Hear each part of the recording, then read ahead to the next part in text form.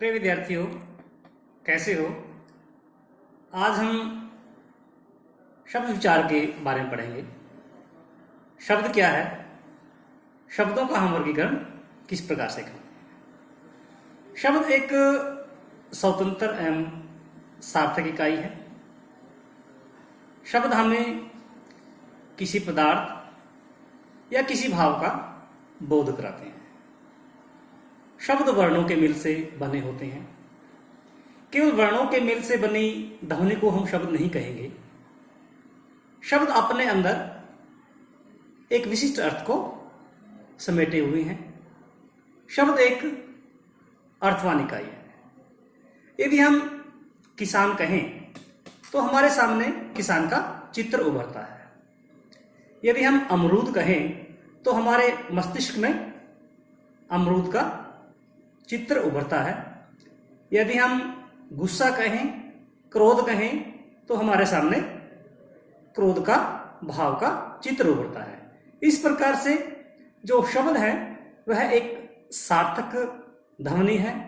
वह अपने अंदर किसी न किसी विशिष्ट अर्थ को समेटे हुए रहती है। आइए ध्यान दें, शब्द एक अर्थवान इकाई है।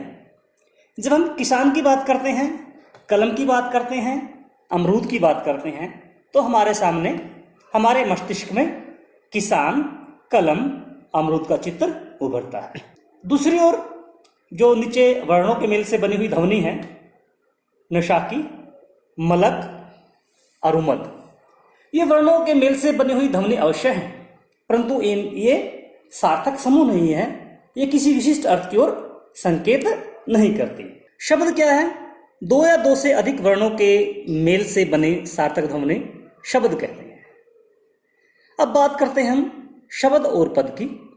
स्वतंत्र वर्णों का जो सार्थक समूह है वह शब्द कहलाता है, परंतु जब हम इन शब्दों का व्याकरण के नियमों के अनुसार प्रयोग करते हैं तो वह शब्द न होकर के एक पद बन जाता है। तो शब्द क्या है? एक सार्थक स्वतंत्र ध्वनि जो अपने अंदर अर्थ को समेटे हुए है। और पद क्या है? जब हम शब्दों का किसी व्याकरण के नियम के अनुसार प्रयोग करते हैं तो वह पद कहलाता है। शब्दों के हम यदि भेद करते हैं तो शब्दों के भेद रचना के आधार पर, बनावट के आधार पर, अर्थ के आधार पर और उत्पत्ति के आधार पर शब्दों के 4 प्रकार से हम भेद करते हैं। तो शब्दों का वर्गीकरण किस प्रकार से हुआ? अर्थ के आधार पर, उत्पत्ति के आधार पर, रचना के आधार पर, प्रयोग के आधार पर। अर्थ के आधार पर जो शब्दों के भेद हैं, एकार्थी शब्द, अनेकार्थी शब्द, पर्यायवाची, विलोम शब्द। एकार्थी शब्द वो शब्द कहलाते हैं जो केवल एक निश्चित अर्थ की ओर संकेत करते हैं। अनेकार्थी शब्द वो शब्द कहलाते हैं जो एक अर्थ की ओर संकेत न करके अनेक अर्थों की ओर संकेत करते हैं। जैसे यदि मैं कर कहूं तो आपके मस्तिष्क में या तो टेक्स्ट की ओर ध्यान जाता है या सूंड की ओर ध्यान जाता है। तो इस प्रकार से देखिए, जिन शब्दों का केवल एक ही अर्थ होता है वो एकार्थी शब्द हैं। जितनी भी व्यक्तिवाचक संज्ञा है वो इसी कोटि में आती हैं। यदि मैं विजेंद्र की बात करूं तो आपको एक ही अर्थ मिलेगा, गंगा, दिल्ली, भारत। अनेकार्थी शब्द, जिन शब्दों के एक से अधिक अर्थ होते हैं वो अनेकार्थी शब्द कहलाते हैं। हार के मेरे सामने 2 चित्र उभरते हैं, मस्तिष्क में 2 चित्र उभरते हैं। पराजय, गले की माला, कर, हाथ, टैक्स या सूंड, कनक, सोना, धतूरा। यदि मैं अर्थ की बात करूं तो प्रयोजन, धन। पर्यायवाची शब्द क्या है? पर्यायवाची या इनको हम समानार्थी शब्द भी कहते हैं। वे शब्द जिनके अर्थ में समानता हो उन्हें हम पर्यायवाची शब्द कहते हैं। जैसे आकाश, नभ, गगन, आसमान, सूर्य, रवि, भानु, भास्कर, बादल, मेघ, जलद, वारिद, फूल, पुष्प, सुमन, प्रसून। विपरीतार्थक शब्द क्या है? जिन्हें हम विलोम शब्द भी कहते हैं। जो शब्द विपरीत अर्थ का बोध कराते हैं, जैसे जय, पराजय, सच, झूठ, पाप, पुण्य, दिन, रात। अब बात करते हैं हम उत्पत्ति के आधार पर शब्दों के कितने भेद हैं। तत्सम शब्द, तद्भव शब्द, देशज, विदेशज। तत्सम शब्द किसे कहते हैं? जो तत्सम शब्द है वह तत् जमा सम के मेल से बना है, जिसका अर्थ है उसके समान, अर्थात संस्कृत के समान। संस्कृत के ऐसे शब्द जिसे हम ज्यों का त्यों प्रयोग में लाते हैं उन्हें तत्सम शब्द कहते हैं, जैसे अग्नि, पुत्र, कर्म, दुग्ध, ग्राम आदि। जो तत्सम शब्द है वो संस्कृत से ज्यों के त्यों ले लिए गए हैं, उनमें किसी प्रकार का कोई परिवर्तन नहीं हुआ है, उनमें किसी प्रकार का कोई बदलाव नहीं हुआ है। अब हम बात करते हैं तद्भव शब्द की। वे शब्द जो शब्द संस्कृत के शब्द हैं परंतु वो अपने मूल रूप से परिवर्तित हो गए हैं, जैसे उजला, कपूर, सांझ, हाथ, आंसू आदि। तद्भव शब्द क्या है? जो शब्द परिवर्तित रूप में मिलते हैं उन्हें हम तद्भव शब्द कहेंगे। जो तद्भव है वह तत् जमा भव अर्थात उससे होना, अर्थात संस्कृत का बदला हुआ रूप, विकृत हुआ रूप। जो उजला शब्द है वह उज्ज्वल से बना है, जो कि हमारा तत्सम शब्द है। कपूर कर्पूर से बना है, और सांझ साय से बना है। हस्त से हाथ बना है, अश्रु से आंसू बना है। इस प्रकार से जो शब्द हैं वो तत्सम, तद्भव शब्द, देशज शब्द और विदेशज शब्द। देशज शब्द देश जमा जाए अर्थात देश में जन्मा। वे शब्द जो लोगों के सामान्य बोलचाल से विकसित होते हैं उन्हें देशज शब्द कहते हैं, जैसे पगड़ी, लोटा, टांग, झगड़ा, ढोर। ये हमारे आस पड़ोस के हमारे लोक जो शब्द हैं उससे हमारी जो भाषा है उसमें शामिल हो गए हैं। विदेशज विदेश जमा जय, विदेश में जन्मा। अन्य भाषाओं, अन्य देश की जो भाषाएं हैं उनसे आए हुए जो शब्द हैं वो विदेशज शब्द कहलाते हैं। हिंदी एक इस प्रकार की भाषा है जो अनेक भाषाओं के शब्दों को समेटे हुए हैं। अरबी, फारसी, तुर्की, अंग्रेजी, यूनानी अनेक शब्द हैं जो कि विदेशी भाषा से आए हुए हैं, उन्हें हम विदेशज शब्द कहेंगे। तो ये किस प्रकार से शब्दों के भेद हुए? उत्पत्ति के आधार पर। तत्सम, तद्भव, देशज और विदेशज।